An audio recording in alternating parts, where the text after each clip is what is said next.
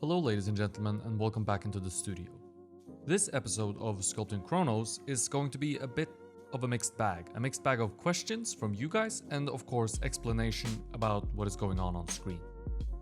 What I'm thinking about as I'm working and what has laid the groundwork for me thinking about sculpture in this fashion is going to be a topic of today. I'm not going to comment too much on individual pieces of clay that I apply to the sculpture. Instead, I'm going to comment and talk about process and philosophy, which is the basis for why the pieces of clay that I do apply gets applied. The whole give a man a fish versus teaching him how to fish sort of deal, you know what I mean. The goal with all of my educational content, if you can call it that, is to hopefully inspire you to go and try a bit of sculpting yourself, first and foremost, but more than that, teach you how to fish yourself so that you can go out and do this on your own without any sort of help or instruction. Because at the end of the day, this comes down to process, method, and philosophy, whatever you want to call it. And I think teaching you that is way more valuable than giving you shallow information about anatomy or tools. Now, of course, I'll give you some of that as well, but there's a lot more to sculpting than knowing anatomy and having the right tool. Having said that, let me give you some easy to digest information right off the bat here by answering a question I get all the time, which is what kind of clay do you use? I use water-based clay. It's a terracotta clay with no chamotte or grog, which means it's extremely smooth with no grain or texture to it. The clay is called Terra Rossa di Montelupo, or Red Earth of Montelupo. I know the clay is green, but it's terracotta clay, and once it's fired, it will turn red. However, I never fire my clay figures, as I intend for them to be cast in bronze. So instead, I make molds out of silicone and plaster, and then I reproduce the sculpture in a different material. I have a ton of videos on the channel about all aspects of this process, so if you are new to the channel, scroll through some of the previous videos and you'll find a grand selection of videos on my entire process. I use water-based clay because it's cheap, it's soft, and so you can work very fast with it. It hardens up slowly over time and gets a leather-like texture, which is an excellent surface for finishing or doing finer modeling and detail work.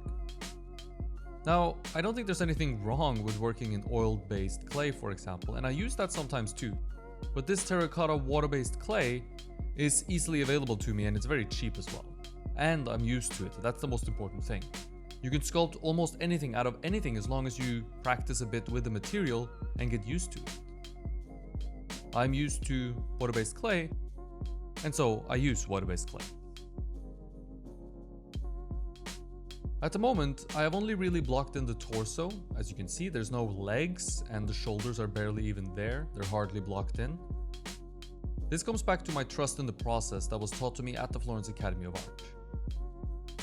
I often refer our students to the movie Jason Bourne, where Jason Bourne is told to trust in the process, which doesn't turn out so well for him, so perhaps it's a bad example. But trusting in the process and leaning on the process to guide you through challenging projects is something I think will increase your chance of success, even if the project isn't challenging actually. Whenever I feel doubt or run into issues, I remind myself to trust in the process and to stick with it, and it's proven to work for me time and time again. So at this stage, that means always referencing back to my point of truth, which is the width of the pelvis, which we established right at the beginning of this project. It's the first pieces of clay we laid down. As long as the project has a pelvis, I will begin by making sure its dimensions are correct to scale, to the scale that I'm working towards. Now, one thing is right off the bat, and everything else can then be referenced off of it. So if I need to figure out where the armpit is from the front, for example, where it sits in space, I can reference it off the width of the pelvis. I establish early a couple of other points in space as well. These points are placed based on their relationship to the pelvis, and once all these points are placed, I have the beginning of the gesture that I'm after in my figure. These points are the back of the pelvic crest, or the pieces points. it's the pit of the neck in the front, and it's the C7 vertebra in the back. These points, placed well in space in relationship to each other, left, right, up and down, from all 4 views, together with the center line that represents the spine and connects them, gives my figure its gesture. Let's answer another question. What do you use for reference? I prefer, when possible, to work with a live model. So I have a naked person sitting next to my sculpture that I try to sculpt from. Now, the reason I say sculpt from and not copy is because I'm making a lot of decisions about what to include and what to exclude, and what to exaggerate. So it's not simply copying. With this sculpture, I'm using a smaller maquette as reference as well as a model. And you can see the maquette on the left side of the screen. The model is off screen to the right. There are a lot of liberties being taken with this project in regards to accuracy to my model. Perhaps the most I've ever tried to deviate from my actual model, actually. So it's a bit of a gamble for sure, an experiment of sort, and we'll see how it goes. So far, it seems to be going okay though.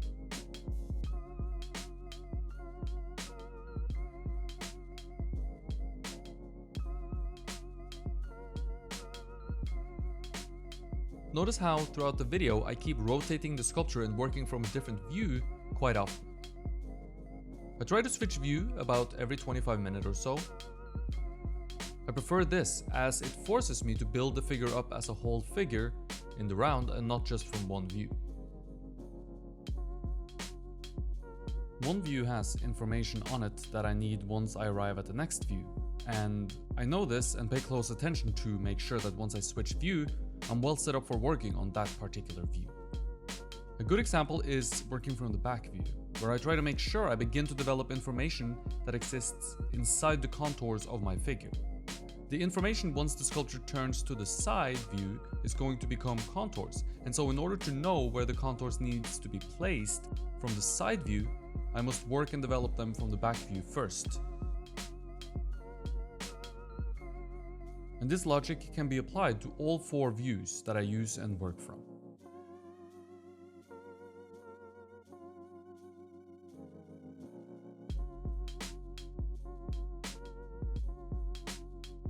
Let's thank today's sponsors, my Patreon supporters on Patreon, who have ensured the continued existence of this channel and allowed me to upgrade my gear bit by bit, making better looking and better sounding content for all of you watching. If you're interested in supporting the channel, or perhaps interested in getting personal feedback on your work from me, then Patreon is the place for you. You can get in-depth feedback on techniques and how you can apply them to your own work.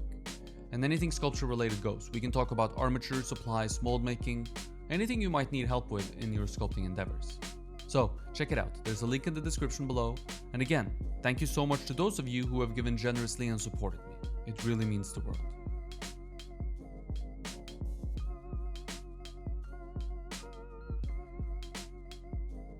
Right now there is a lot more information around the core of the figure, and this is a pretty typical thing for me. I like to work out the core of the figure first, that being the torso, from the pelvis heading upwards. I also start heading down into the legs, especially if the legs are going to play a major structural role, which they won't be doing here as the figure is more or less sitting. If the figure was standing, I would be a little bit more aggressive about pushing down into the stand leg, as I need it in order to make sure the figure is balanced and structurally sound. Even so, this episode will feature me beginning to block in the legs, but this sculpture is so large that everything takes a long time to block in. If my points in space are correct, then I can with confidence begin to fill the space in between them with contours and internal information. Contours can also be described as the silhouette, but I don't like to call it that because that kind of sells it a bit short. Silhouette's too simple. Contours are a little bit more complex. Contours are essentially the outline of the figure, and you'll constantly see me working on them in this video and probably in many other videos about this figure as well. I like to creep up on my contours slowly and not arrive too early, because arriving early usually means arriving with too simple of a contour. So taking your time and developing it slowly allows you a little more time to learn and know the contours. which in turn means you'll arrive at the border of the figure with a much more complex contour. And complex tends to also mean accurate. The internal information gets developed as well, even though it will lack volume for the time being, which is okay. A lot of the eventual volume that the internal information needs will come once the contours are in the right place. If your contours are too narrow and not wide enough, you will not have enough room to turn the form, and your sculpture will lack volume and be flat. So, accurate contours and accurately drawn internal information will eventually lead me to having a figure with accurate volume. By drawing, I'm almost always talking about two things: drawing on the clay with a tool, or drawing by placing clay down without attempting to fill out volume. Essentially leaving a note for myself. I like to draw on the surface first with the tool, and once the drawing is confirmed by stepping back, looking and comparing, I can then add clay, and now I'm drawing with clay or in clay.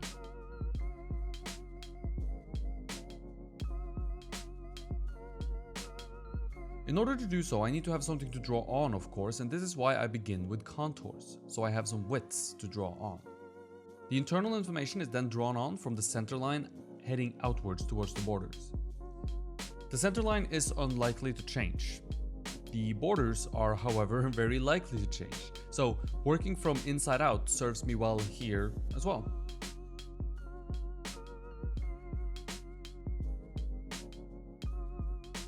If I began establishing internal information from the outside in and my contours were too narrow, then everything I established must be redone once the new contours are established further out. And sometimes this occurs, of course, but I try to avoid redoing things as much as possible.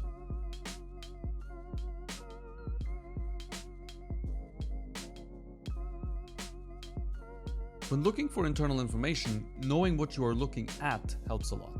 So, knowing human anatomy is going to help. But you don't want to be too reliant upon human anatomy either, because then what's the point of having a model there in the first place? You might as well just work from memory.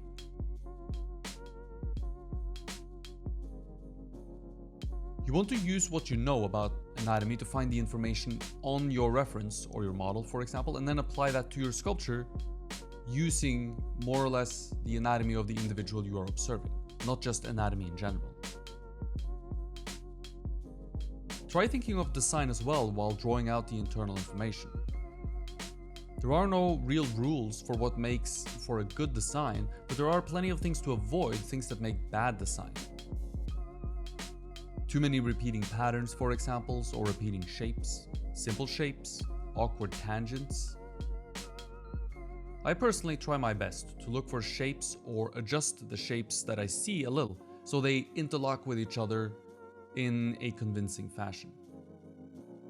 And what this really means is I avoid simple shapes, predictable shapes, shapes like triangles, squares, and circles. Try to create complex shapes with more corners and more angles. These shapes will interlock with each other like puzzle pieces and create a visually appealing surface.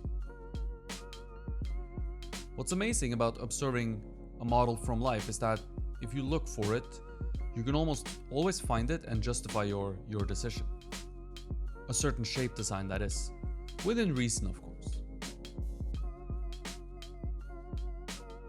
Now for me, accuracy for the sake of accuracy makes no sense, unless you are practicing and need a standard to hold yourself to. So I take a lot of freedom and spend a lot of time designing.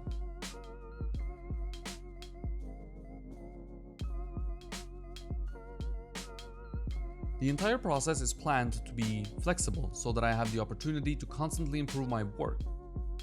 My contours tend in the beginning to be too narrow, but this is okay.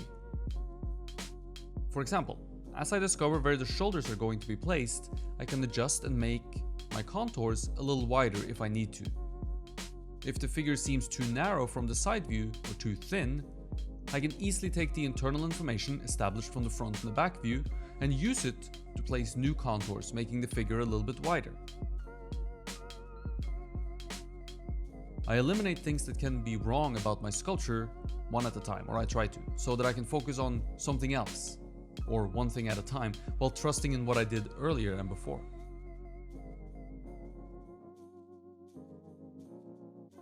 For example, by establishing the heights really well, really early, I can trust in them and know them to be right, or pretty much right at least. Then my figure can never be too tall.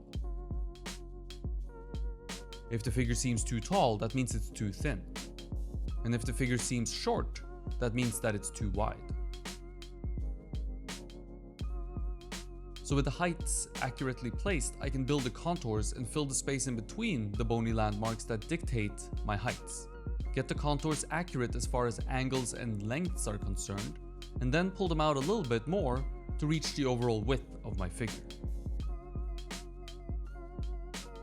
This way, I'm not worrying about heights, contour accuracy, and the overall width of my contours all at once. I'm worrying about one thing at a time, and I can make sure that one thing is correct at the time before moving on to the next one. It's a bit trickier than that, of course, because I have to make sure that I get the one thing that I'm working on right. Then I have to make sure that while trying to get the next thing right, nothing else goes wrong. And then I have to make sure I don't mess up whatever I did earlier when trying to deal with the next step. So it's not exactly easy. But I do think it's a lot easier than trying to get all three things working at the same time. An example of what could go wrong is, for example, while building the contours and attempting to get the angle breaks in the contours placed correctly, and get all the angles correct, and get all the different lengths of each angle right, you end up building the contours too far out, and now your figure has become too wide. Or too short. But remember, the heights are set, so we can't have a figure that's too short actually. So it has to be too wide. If the sculpture appears too short, it's too wide. I want to avoid this, of course, because when it happens, when things start going wrong, we have to trace our steps backwards and figure out where they went wrong. And this can turn into more mistakes if you incorrectly adjust something you thought to be wrong, but was actually right. Let me give another example. We end up with contours that are too wide. We notice this and want to correct our figure. But we correct the figure by making him taller, because the wide contours make him appear short and squat. Now we run into a host of issues. The center line, for example, will need to straighten out in order to reach the new height. That's if we made sure that the pit of the neck simply moved up when we increased the height, and not off to one side, which can happen as well and can lead to a whole bunch of other issues. The legs will begin to seem short when the torso becomes longer.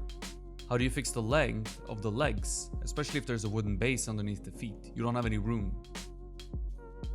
I think you get what I mean here. One mistake can easily compound into a bunch of mistakes. So take good care and avoid getting in a situation where one step goes very wrong, or even a little wrong. Notice mistakes sooner rather than later and trace your step backwards in order to correct them. Make sure you do some detective work as well and think. Don't simply react or go off of instinct. Remember what can be wrong, for example widths, and remember what can't be wrong, for example heights. And you will find it easier to correct mistakes without making more and having your sculpture slip out of your control.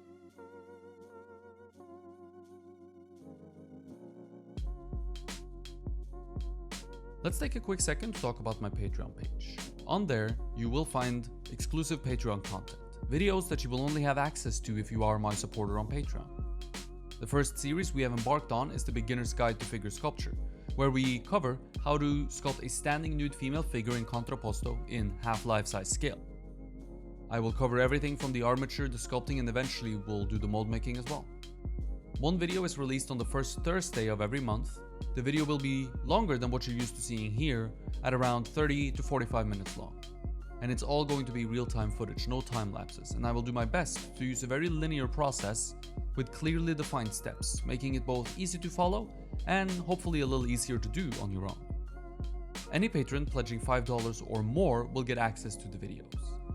I'm excited to finally be putting out exclusive Patreon content to my Patreon supporters, whose support is greatly appreciated. So check out my Patreon page by clicking the link in the description below.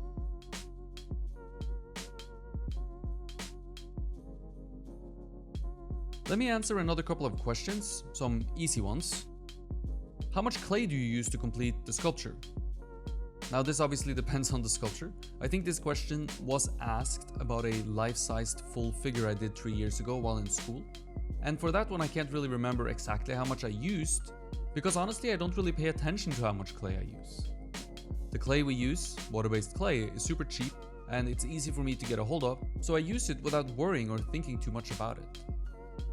For a life-size full figure, I'd say it would take at least 5 to 6 bags of clay, which totals around 125 to 150 kilos, or 275 to 330 pounds if you're so inclined.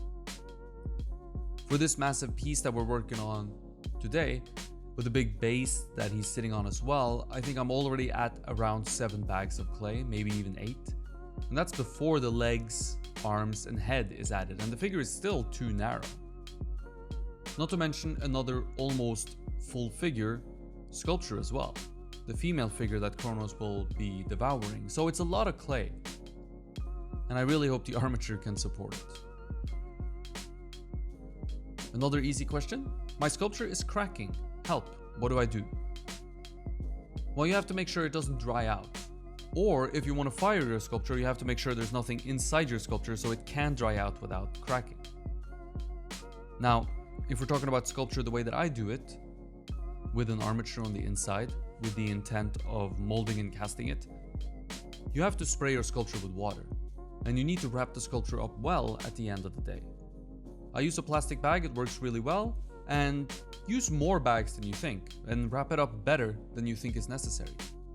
Take wrapping up your work really seriously, because if you don't, your sculpture will be destroyed by drying out.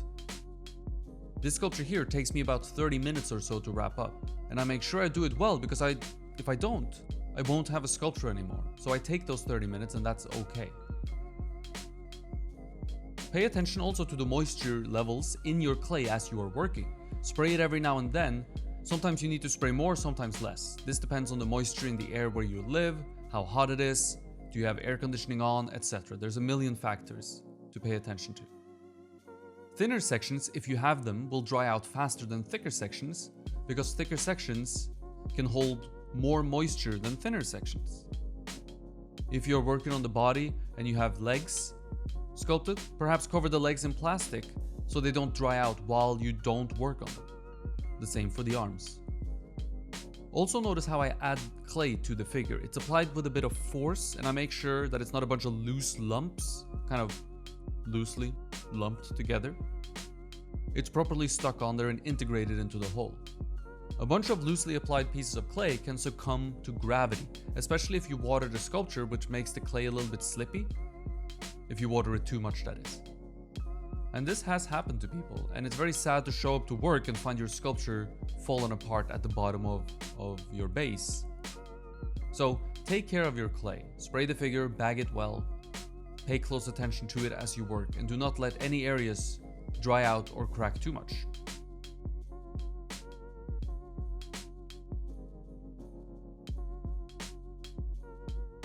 No one ever gets good enough at sculpting to the point where they don't need to make sure their sculpture doesn't dry out. And no one ever gets good enough at sculpting to stop coming back to the fundamentals of what gives a sculpture the potential to be great. And that is gesture, structure, and proportion. The 3 elements of the inner circle, if you will. Without these, your sculpture cannot be good. At least when judged from the perspective of figurative sculpture, which is the lens I work through, of course. You'll notice me throughout the video checking measurements all the time, both with calipers and with measuring tapes. Why would I need to check the heights if I already established them and believe them to be correct? Shouldn't I be able to just trust them and use them to reference off of? Yes and no. Anything previously done has a chance of falling out of order as you work. Your bony landmarks, the C7, pit of the neck for example, they can drift out of place as you sculpt, becoming taller or shorter or moving to one side or the other. This would give me potentially bad gesture and potentially bad proportions, which I don't want. You'll also see me do one measurement for a given width for example the width of the pectoral muscle, and then I break down that measurement into two, checking if I have symmetry on either side of my center line. This is structure, and especially where bones are present and visually obvious on the surface, I want to make sure I have symmetry on either side of the center line. This too can drift off, and so I have to spend a few seconds, now and then, to check that everything is still headed down the right path.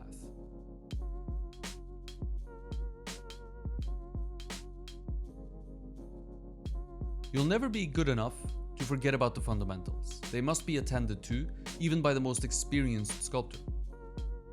They set the basis for a potentially successful sculpture. Without them, no good sculpture can be made. With them, however, you have a chance.